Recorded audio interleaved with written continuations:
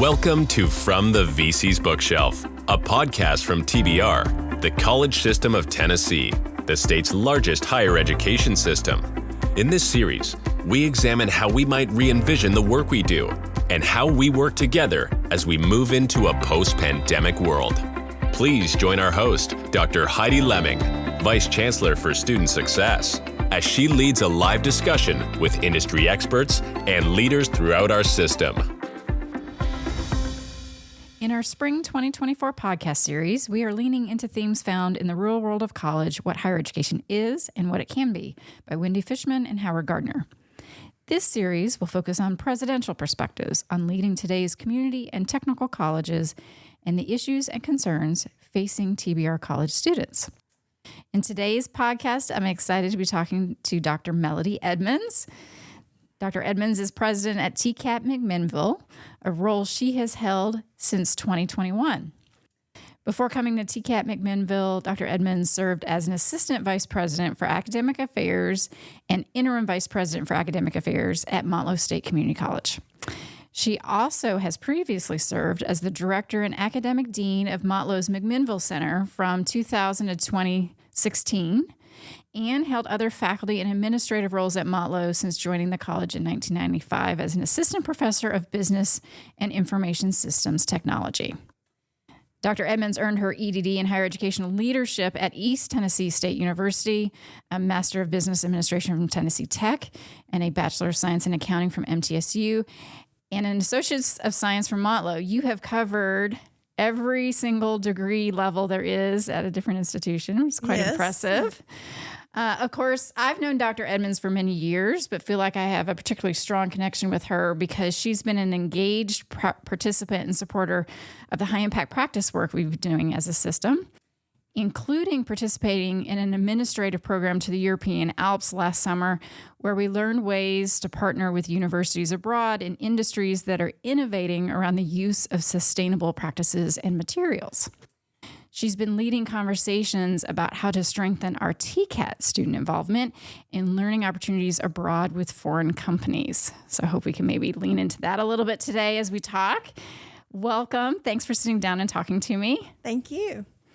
So for the listeners who have not been following the series up to this point, I'd like to provide a brief recap of the themes found in the book, The Real World of College. We've been diving into themes that play out similarly or differently for our TBR colleges and students. The authors who wrote this book conducted interviews with more than 2,000 students, alumni, faculty, parents, variety of folks. And it was conducted at 10 institutions ranging from highly selective liberal arts colleges to less selective state schools. So it's an important caveat as we get into this conversation today to note that they did not look at post-secondary technical colleges or community colleges. Both of the authors argue that higher education in the United States has lost sight of its principal reason for existing, and that what they've coined higher education capital, that is, helping students think well, broadly, express themselves clearly, explore new ideas, and be open to possible transformations. The authors make the argument through their research that what students are mainly concerned with is not what we hear about in the media, but rather they're concerned about getting good grades, developing a resume, concerns over mental health issues, and a lack of connectivity to others. So we're going to dive into your perspectives as a president on some of those themes today. Again, they are not focused on what they consider, what they say, non-vocational higher education. They're focused on non-vocational higher education. Let me say that correctly. And so we're kind of giving a different spin to these topics because we are vocational education. So Dr. Edmonds, first to start with, when you're talking to folks in your community, how do you describe your institutional mission and how you all think holistically about preparing students for life beyond college? Well, the way that I look at that, I feel like we have a couple of excerpts in our mission that show what we do that really explain that well. And one of them is that we have various instruction delivery systems that are of the highest quality that will qualify individuals for employment and or advancement in our careers. And the other is with that we are contributing to the economic and community development of the communities that we serve. So I believe this is a very holistic approach that we do, and we're contributing to our communities for life beyond the college in that way. Another thing I think that is important to note that we do to help contribute to that life is at our technical colleges, we have the worker characteristics class, which goes over attendance, character, teamwork, appearance, attitude, productivity, organizational skills, communications, cooperation, and respect. And from that list, you can know that most people would term those as soft skills. Right. Very important. However, I've also heard them called power skills. I think that really describes them better as to what they do, because I think they really empower a student to be ready to be that worker that employers are seeking. So I think that is something important that to note that we do. When we do it each term, students get grades in that category. So they have to keep those focuses in mind as they go through their education. And we've also been doing things like using LinkedIn to connect our students with employers and future jobs, even, because once they connect with us, they're connected. We try to get them to connect with their personal email so that they're going to be connected in the future. And they might look for future jobs, or they might be a future employer that's looking to seek some of our students. So hopefully we're trying to do that, build some connections, and make those make the mission really work for us. And I think what's really powerful about our technical colleges is the student to faculty ratio is pretty low. I mean, the faculty get to really know the students. Can you talk about how that also kind of helps in this thinking about holistic student development? I think it helps a lot. One of the things, as you mentioned in my bio, I was at a community college for a lot of years, and the classes there are different in their setup, in that students may be in class for an hour and a half, maybe 3 hours with an instructor, but that's about the maximum length of time that they would normally spend with an instructor. However, here they're with our instructors in person for 6 hours a day, 5 days a week. So I think that gives us a unique ability to work with them. And certainly they get to know students on a much deeper level because of that. Absolutely. They know lots of things about the students' lives, and they get to work with their class to develop that sense of community and help that sense of belonging to the institution. Sure. And faculty at a TCAT are really connected with industry, so it's helping that student, also guiding them in how to get those jobs that they're preparing for outside of college. Whereas, maybe at a larger institution, they might be directed more to maybe a career service. I mean, you always hope that the faculty are helping in that, but they might also be directed to like a career service center or something to explore. But you have more direct connections. Our faculty are directly connected, and one of those things that guides us in that is our accreditation. Our accreditation requires the faculty to have annual occupational advisory boards meetings, and they'll have a group of industry personnel that they meet with on a regular basis. They also have to do industry visits. And then also our accreditors hold us accountable by giving us some rates that we have to maintain on completion and placement rates. And they know that. So they are very focused on knowing that it is our job and we're accountable for making sure that students do get employed. Yeah. Great.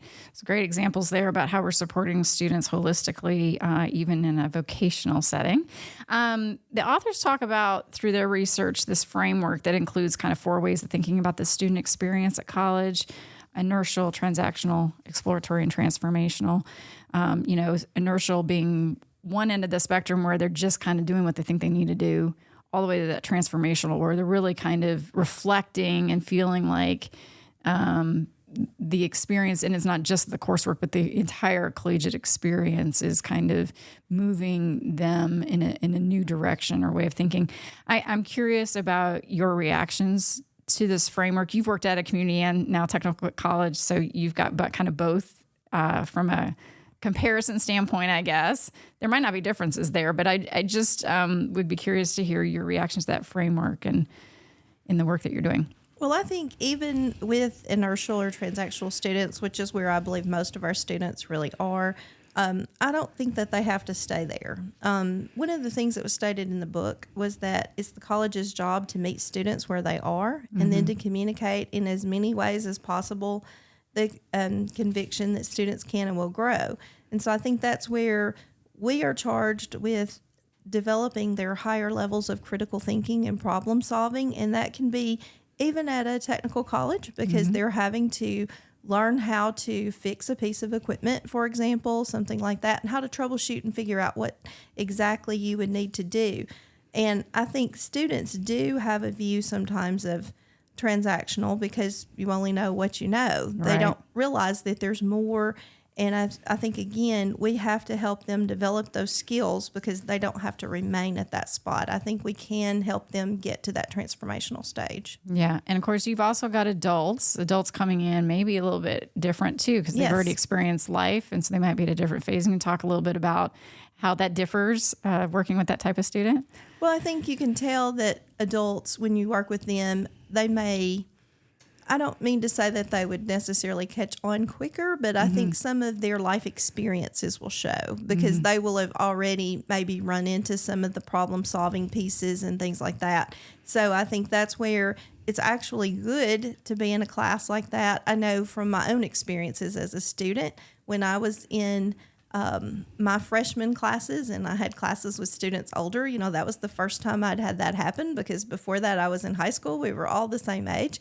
And that was a different experience, but I know that I did learn a lot from them because I realized that just life taught you a lot of different things. And so that's a really good mix, I think, to have that different age groups working together. And certainly for our listeners who are adults and maybe didn't complete a degree, that's encouragement. Like it actually, in some ways could be easier because you do have that life experience. So don't be afraid to consider coming back. Absolutely. I think that is very true. You probably know much more than you think you do. Yeah. And of course, I say don't be afraid. They might very well still be afraid, but we're saying, rest assured, others have faced that challenge before. Again, one of the interesting things about this book is despite the differences between institutions, students are surprisingly similar to the students you would see at a university compared to a TCAT. And when they did this research, they shared that the themes that students were sharing were kind of on their mind and concerns about their education were maybe things that we're not necessarily hearing about in the press, right? I'm curious, speak to what you as a president are hearing from students. What is top of mind for them? And do you agree that those maybe are similar to other students at other types of institutions? I do see a lot of parallels in what they said, and the students that I saw at a community college and the students that I see here. There are many struggles that we hear about with mental health, food insecurities, homelessness, lack of support system, all those things that we try to help do what we can to mitigate what's going on outside of the institution to help them. And I believe that students do attend with that purpose of finding employment. So I think that's a similarity. But sometimes those issues obviously aren't as important to them because Maslow's hierarchy of needs will tell you that, if you don't have food, that becomes your most important focus. And so sometimes, we have to work with students and help them, and they want to succeed, but I think success can be different to different people. I think they define that differently. So I think that also leads into some differences that students have as well. Can you talk a little bit more about kind of the supports, the wraparound supports that you've seen the students need and maybe challenges of being in a smaller, more rurally based community compared to, an urban institution that might have a lot of different partners out there, maybe kind of how you're working through challenges or thinking about that? Right. Well, we're always looking for more student support systems that we have out there in the community that we can send students to. We found places where some of them can get additional food.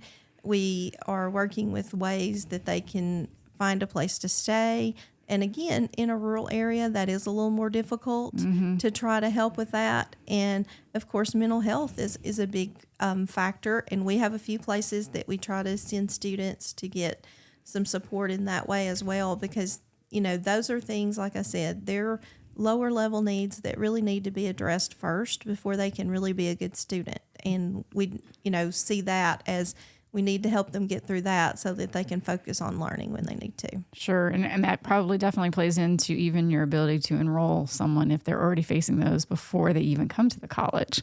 That might be an easy reason why they don't come.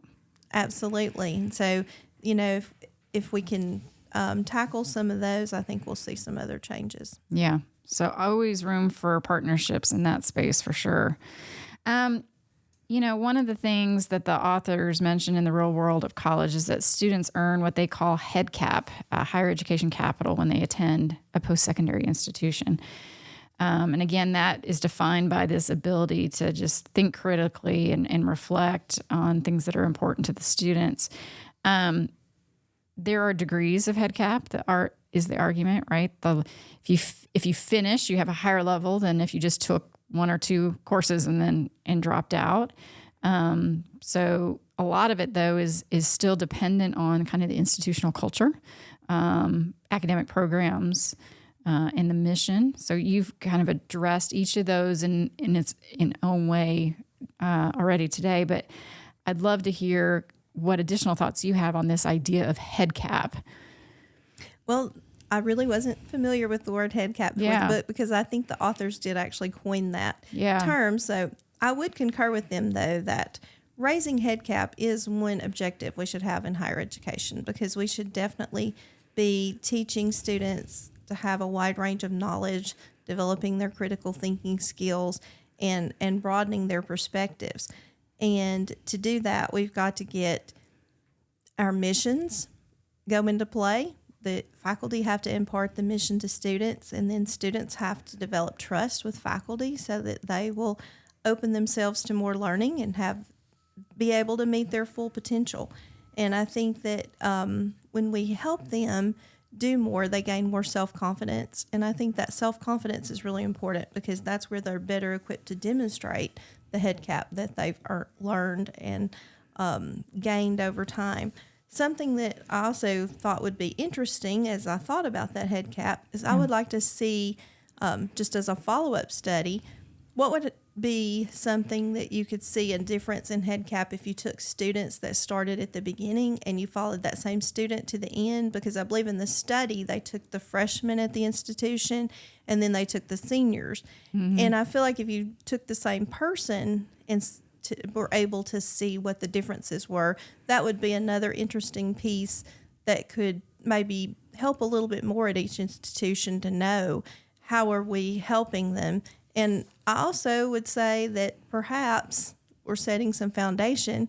They may not completely fulfill it all while they're at the institution. It may be some things that we've set a foundation for, and they learn more as they go into their careers. Right. So this concept of being a lifelong learner. Absolutely. Yeah. Well, and, again, the authors are talking about how the student controls kind of this level of head cap too. It's not just on the institution. And how a student thinks about college can affect what they gain. Well, I imagine, if a student's coming in with a perspective of what college is supposed to be and, whether or not they're going to be open to other things happening or not is going to be part of that. What are your reactions to that statement? Well, I think a lot of it boils down to the openness of the student, and then also their building of trust with the institution and with the faculty specifically, because if you trust the faculty and you know that they're an expert in their field and that they're able to give you information that you really need and they're really able to give you good feedback, even if it's negative, that will help you to grow. I think that both those things, if you have that openness and you have that trust, then you're better equipped to be able to do better in your classes, learn more, and that can make a big difference. Is there anything you say to students when they're coming in as a new student to get them thinking along those lines? Any advice you give to students about that, being open to change possibility? Well, I try to talk to students a lot about that you don't know exactly what's going to happen in life, because one of the things that you'll notice if you talk to a lot of people is they may not be doing exactly what they went to school for. That doesn't mean they're not successful. There's a lot of very successful people who aren't necessarily in the very same field because they grew, they took that foundation and they moved forward. And I think that's where, as students, they need to realize those things. So there's not so much pressure, and they can understand that I'm going to be okay. I'm building this good foundation. There's going to be a lot of good potential out there, and I can continue to grow. And then also that lifelong learner concept, they really need to know that that's out there. You don't go to school, in school, never learn anything again. That's not the way it works. Well, and I, in your intro, I mentioned how you've been engaged in thinking about how international experiences could be part of this equation for TCAT students specifically, not something that we've historically thought about in terms of study abroad. It's usually associated with universities, but we do a healthy amount of that within our community colleges and thinking about how we engage our TCAT students more intentionally in that. And so it plays in this idea again about student investment in their head cap, what they might do to expand their overall learning as an individual. And one of the things, I'd like to just dig into a little bit is, you've been working with high impact practice for a while. We see that that is definitely one way, both in the classroom, but also out of the classroom. Would love to hear reflections on the students that you see that are engaging in some of those out of classroom activities versus just coming to school and doing the coursework. How do you see differences there? I think that students that also get engaged, they learn a lot more than they think they do in various activities, because if you take, for example, a student that goes to volunteer and helps with the project, they learn a lot of skills from that. They learn how to network. They learn how to work with different people. They have to use communication skills, and the list could go on and on of all the things that they're actually learning, and they don't really think that they are. They think they're just going to volunteer to help with whatever it is they're helping with. And so I think it's important to get them out there, because, again, the concept that I mentioned before, that you don't know what you don't know piece, they don't necessarily know that they need to gain those skills and that they need to have those experiences. And sometimes you have to push a little bit, especially if someone's really shy and they're not really willing to be assertive about their communication skills. You have to kind of give them little nudges and get them involved. And so I think that's where we come in as recognizing those kinds of things and helping them along. Yeah. Again, kind of to your point about the confidence building. Absolutely. Not something they thought they could ever do or that they would do, but give them the opportunity to experience that. And you all are involved with other things outside of the classroom here on campus, I'm sure, doing events to build a sense of community, maybe even, leadership opportunities for students to engage in. Can you talk a little bit about what that looks like for you all?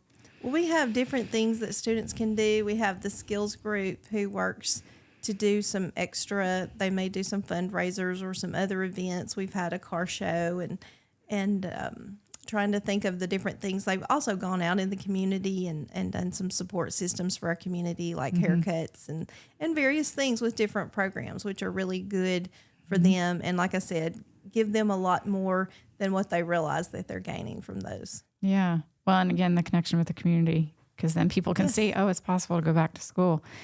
There are two major recommendations that authors have at the end of the book. And one of them is specific to universities, but the other is, again, talking about this idea about a community of learners. So, want to kind of, you just mentioned, the events you're doing in the community, but community of learners also on campus. And as a president, I just am curious, how do you explain to folks in the community the why of higher education? Well, I think the biggest way to let them know the why is to show them through our success stories and through our data, and bringing them to campus, showing them what we have as results, all of those kinds of things, because I think the seeing is believing kind of concept goes into play there. So that's something that's really important for us. Yeah. Other things, thoughts that you have about the sense of building community on campus, or? Yes. Well, we do some things. We obviously do onboarding for every student. So we start that process there, but then we try to go further. Some of the things that I'll tell you about that we've been doing recently, which were a lot of fun for both us and the students, but we did a pumpkin carving contest where each program carved a pumpkin and they used things from their program. Electricity's lit up, for example, and cosmetology's had all kinds of things, hair and different. They did some hairstyles and some various fashion techniques, and they were all very good. They were great, and the students really got a sense of excitement over competing with the other programs, and then it also brought them all together to look at the different things that they had done. So we're really trying to build a little collaborative spirit on that as well, and they really enjoyed it, and I think that did help build that sense of community. Also, I've been doing something recently where I've been meeting with some small groups of students and just making sure that we don't get too far away from what the student experience is like here. And I think that even though I was a student very recently, I wasn't a student very recently right here. So there are things that you can always learn. So I'm trying to meet with those students that are here and get their take on some things and how can we improve and what's good, what's bad, what needs to be done, those kinds of things so that we can help support them better. Yeah. Continuous feedback is important because every year the students change a little bit. Absolutely. You got to keep up with that. So as we think about bringing our conversation to a close today, final reflections about this national conversation about the value of higher education. It's been under attack in some ways over the last several years. And again, would like to hear your reflections as a president about how we can maybe counter those criticisms or what ways you think higher education reform. I mean, we're not going to put it all on your shoulders. It's just your opinion, of course. But, what do you think needs to be done? Well, I think a lot of times results speak very loudly. So I think that us being able to spread that message to everyone that we can about what our results are. Here's where this student entered, and this was what happened with this student. This is where they are later. And if everyone sees that there really is a good return on investment, then I think that's going to change the conversation quite a bit. Mm-hmm. Great. Thank you so much for sitting with me. Thank you. It's good to see you. And really excited about all the things that you've got going on here at TCAT McMinnville. And of course, you've got all kinds of new ideas all the time. So I'm sure more and more things will come out of the institution as well. We will definitely work on it every day. Yeah. Thank you. Thank you. Thank you for listening to this edition of From the VC's Bookshelf, brought to you by TBR, the College System of Tennessee, powering the state's economy and changing the lives of thousands of graduates, starting successful careers each year. To learn more about upcoming book selections or to register to attend discussions live, visit tbr.edu/bookshelf.